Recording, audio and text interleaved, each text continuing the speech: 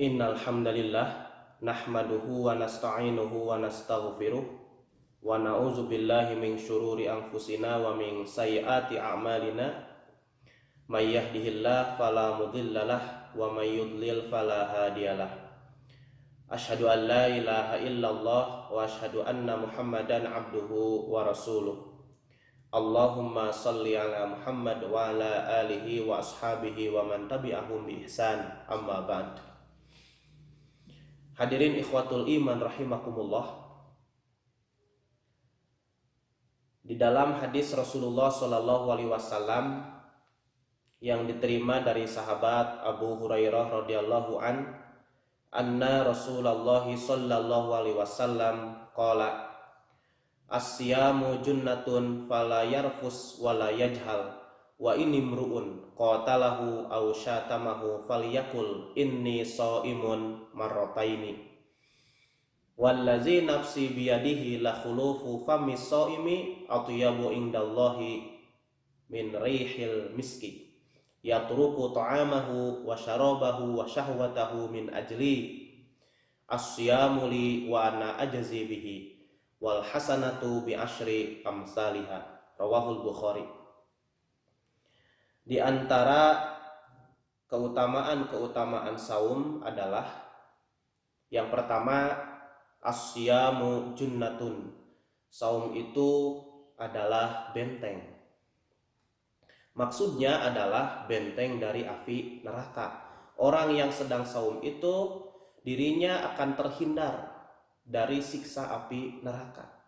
Agar saumnya itu bisa menghindarkan dirinya dari api neraka, dari siksa neraka, maka fala yarfus wala yajhal. Maka ketika sedang saum itu tidak boleh berkata-kata rofas.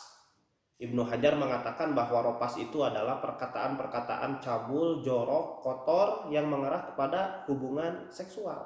Itu tidak boleh. Benar-benar mulut kita itu harus dijaga dari perkataan-perkataan itu. Wala yajhal, dan tidak boleh berbuat bodoh. Maksud dari berbuat bodoh adalah teriak-teriak, jeritan-jeritan. Ini tidak boleh ketika kita sedang saum, berteriak-teriak, berjerit-jeritan. Rasulullah Shallallahu alaihi wasallam melarang ketika kita sedang saum. Wa inimru'un qatalahu aw syatamahu, dan jika ada seseorang yang mengajak kepada kita berkelahi, au syatamahu, atau menghina kita, falyakul, maka kata Nabi, ucapkanlah, inni shaimun marrataini, sesungguhnya aku sedang saum. Ketika ada orang yang mengajak kita berkelahi, mengajak kita berdebat, ada orang yang menghina, maka ucapkanlah, ini shaimun, sesungguhnya saya sedang saum. Jadi kita tidak boleh meladeni, kita tidak boleh membalas hinaan dengan hinaan lagi, tetapi balaslah hinaan orang itu kepada kita dengan perbuatan yang baik, dengan kata-kata yang baik. Hadirin ikhwatul iman rahimakumullah. Kemudian keutamaan yang kedua adalah wallazi nafsi biyadihi la khulufu famis shaimi atyabu indallahi min rihil miski. Nabi Shallallahu alaihi wasallam bersumpah, dan demi jiwaku yang berada dalam kekuasaan Allah Subhanahu wa taala, benar-benar bau mulut orang yang saum itu lebih mulia di sisi Allah Subhanahu wa taala dibandingkan dengan minyak kasturi.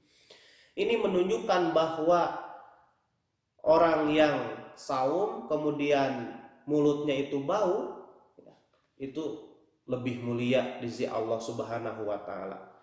Allah Subhanahu wa taala sangat senang bagi orang yang saum walaupun bau mulut. Ini menunjukkan Allah Subhanahu wa taala memberikan kasih sayang.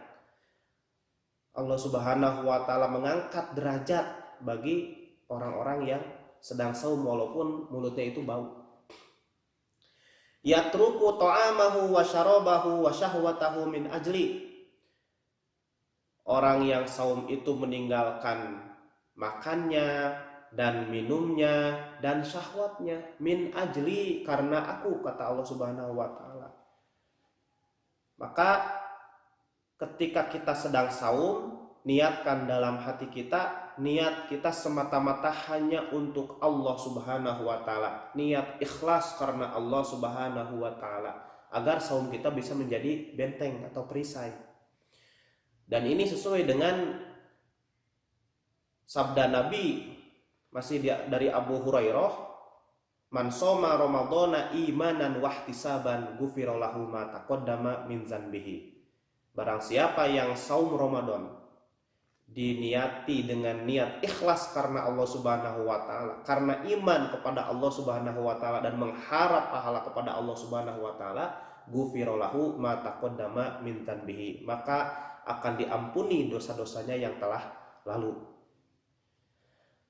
Asyamu li wa ana ajzi bihi, saum itu untukku dan aku sendiri yang akan mengganjarnya. Wal hasanatu bi asyri amsalihha, dan satu kebaikan itu dilipat gandakan menjadi 10 kebaikan. Hadirin ikhwatul iman rahimakumullah, ibadah saum itu sangat istimewa. Tetapi ada yang lebih istimewa dari di atas saum itu. Jadi ibadah saum itu sangat istimewa, tapi ada yang lebih istimewa lagi, yaitu ibadah sholat. Itu marotibnya, tingkatannya. Ibadah sholat itu tertinggi, kemudian yang kedua saum. Nah, saum itu ibadah yang sangat privasi. Kita tidak akan tahu apakah orang itu saum atau tidak, kita tidak tahu. Maka yang tahu itu hanya dia sendiri dan Allah Subhanahu wa taala. Nah, ibadah saum itu untuk Allah, dan Allah sendiri yang akan mengganjarnya. Ketika ibadah-ibadah selain saum itu terlihat, ya, bisa dilihat gerakan ibadah sholat misalnya, gerakan-gerakannya, kemudian zakat, infak, sedekah juga bisa terlihat. Nah, maka kalau ibadah saum itu tidak, maka kecil kemungkinan orang yang saum itu terjangkiti penyakit ria. Tetapi bisa saja ria ketika orang yang saum itu berkata kepada orang-orang, saya sedang saum, saya sedang saum. Nah, itu bisa terjerumus kepada ria, nauzubillah min dzalik. Nah, amal ibadah selain saum, ya, oleh Allah Subhanahu wa taala itu akan dibalas dengan 10 kebaikan. Dengan satu kebaikan dilipat gandakan menjadi 10 kebaikan. Nah, ibadah saum itu akan dibalas oleh Allah tidak terhingga pahalanya. Wa ana ajzi bihi, dan aku akan membalasnya. Itu artinya pahalanya itu tidak dibatasi. Saking banyaknya pahala yang Allah berikan kepada orang yang sedang saum.